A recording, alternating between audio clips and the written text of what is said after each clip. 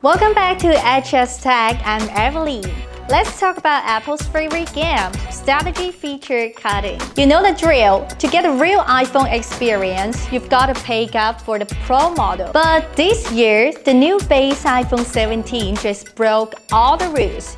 It got one feature we never thought Apple would give away. So is this more for the same price iPhone actually worth your money? Or is it just another clever cheat?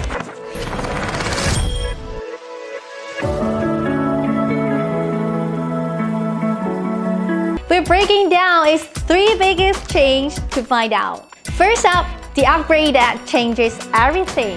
The 120Hz ProMotion display. No compromises, they just gave it to us. Even the iPhone 16 is probably crying right now. Using it day to day is just buttery smooth.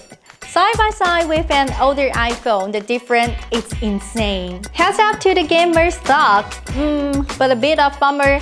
Honor of Kings is still locked at 16 FPS. Alright, let's talk about its second big upgrade, the camera. In 2025, the standard iPhone can actually hold its own. You've got the 14-MP main cameras and the super swift double optical zoom, which is the perfect focal launch for, everything. Like the portraits, the foods, and everything, you can name it. And the best part, the ultra-wide camera now matches the main shooter's color and sharpness almost perfectly. Your wide-angle shots are actually going to look good. Low-light performance is cleaner and brighter. And what about the lens flare? Way less annoying than before. And the front camera is a game changer for selfies and vloggers. No more weird and stretchy faces. The stabilization is so good.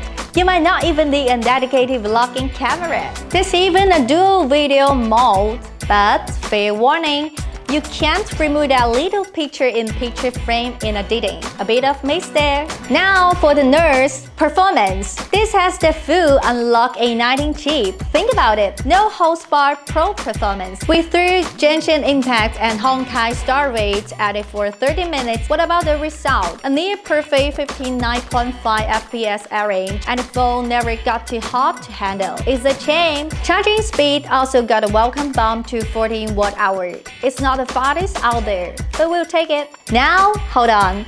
Before you hit that buy button, there are some trade-offs. This phone is a worrisome for daily use, but pro-level features like advanced video recording are still pro-exclusive. It's Apple's way of saying, know your place. So manage your expectations.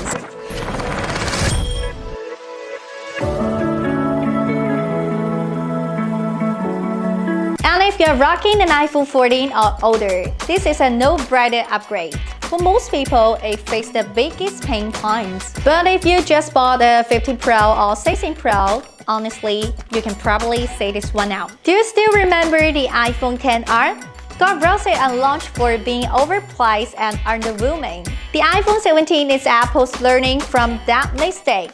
With Android phones offering high refresh rate screen and great camera as standard, Apple had to step up its game. And their new strategy, more for the same price. Honestly, it works. Who doesn't love a good value? This year's iPhone 17 isn't just an upgrade, it's a statement. Apple is finally giving the people what they actually want. If you need a solid, reliable, and now generous iPhone, this might be your perfect match. Alright, this is my take on the iPhone 17. What do you think? Is this the base model we've been waiting for? Let me know in the comment below. If you enjoyed this review, please give a like and subscribe for more. Thank you for watching, and I will see you in the next one. Bye bye!